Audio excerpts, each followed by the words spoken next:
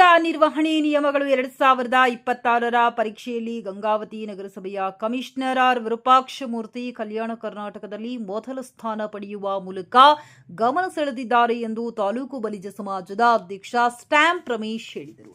ಬುಧವಾರ ಅವರು ನಗರಸಭೆಯಲ್ಲಿ ಪೌರಾಯುಕ್ತರಿಗೆ ಸನ್ಮಾನಿಸಿ ಮಾತನಾಡಿದರು.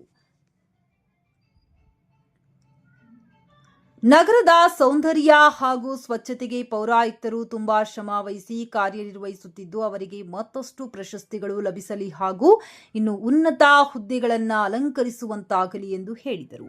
ಈ ಸಂದರ್ಭದಲ್ಲಿ ಬಲಿಜ ಸಮಾಜದ ಸೋಮಶೇಖರ್, ಸತೀಶ್ ಕಾಂಡ್ರಾ, ಗಂಗಾಧರ್ ಕಟ್ಟಿಮಣಿ, ಪ್ರಭು ಕಟ್ಟಿಮಣಿ, ರಾಘು ಕಟ್ಟಿಮಣಿ, ಬಿ ಜಯರಾಮ್, ಬಿ ಅಮಾಂತೆಪ್ಪ ಸೇರಿದಂತೆ ಹಲವರು ಹಾಜರಿದ್ದರು.